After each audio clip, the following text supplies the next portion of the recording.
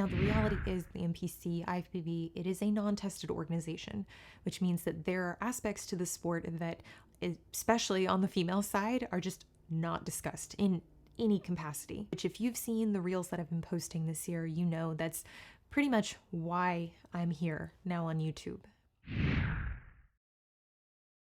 What is up, guys? Hope you're doing well. For anyone who is new to the channel, who is new to me, who maybe didn't come here from Instagram, or, maybe you did, because honestly, there have been a lot of new people tuning into my content in the last few months, which is exciting, but at the same time, it makes me realize I don't put out any personal information regarding what I do with my life, who I am. I think it's a little overdue. So I really just want to take this opportunity and give you a very brief rundown. I am an IFBB Bikini Pro.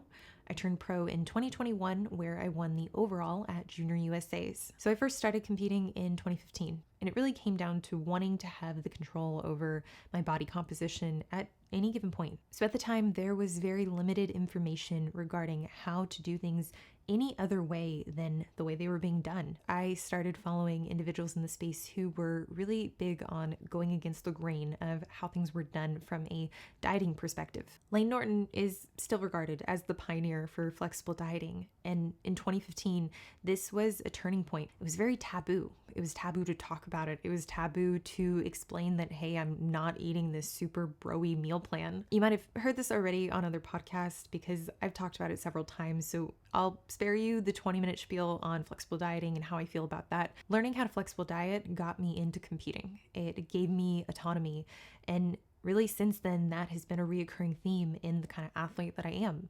I've always been motivated to learn how to do whatever it is I'm doing, which, if you've seen the reels that I've been posting this year, you know that's pretty much why I'm here now on YouTube. And this is something that can be very challenging to understand if you've been in the sport as long as I have. The look that was acceptable and considered competitive in 2015, that is so far from what would be considered even acceptable at a regional level. Now, the reality is the NPC, IFBB, it is a non-tested organization, which means that there are aspects to the sport that, especially on the female side, are just not discussed in any capacity. And just so we're clear, I am being very vague intentionally. The request for different content, I realize, is very much centered around one topic. As much as I want to say, hey, I'm going to do that on YouTube and I'm just going to put it out and, we'll see what happens. Hopefully it doesn't get flagged or cause any kind of issue. For any individuals who are here exclusively for that content,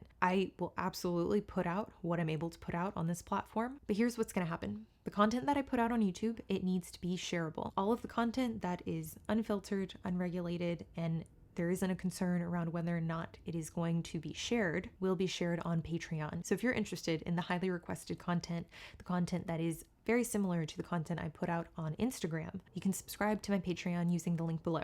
This has been something that I've wanted to do.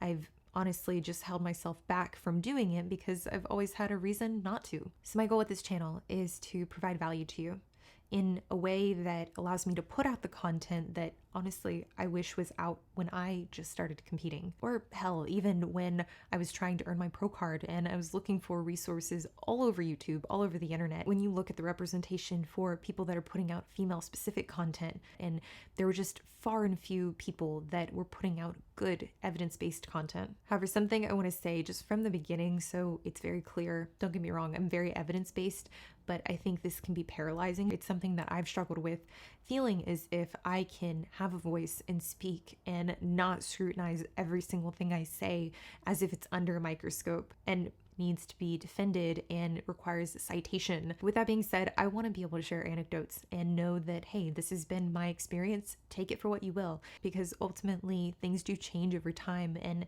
if you're to look at today's climate and how different sports supplements are looked at for the female athlete compared to how they were, let's say, 5 years ago, it is a complete 180. I hope I'm able to help you and shed some light on certain things that frankly are just so hard to find good information about. But please do not take my word as gospel. I'm doing my best. I'm putting out the best information that I can. And there is something really, really freeing about being able to admit, hey, I don't have an answer. I don't know. And I guess while we're on this, I mean, it should be said that if you have medical issues, if you have an underlying condition, if you even have a thought of perhaps you might have an underlying condition, you should seek a specialist. This is also something that I strongly encourage you to do. So with all that being said, thank you for tuning in. Thank you for subscribing. As always, I will see you in the next one.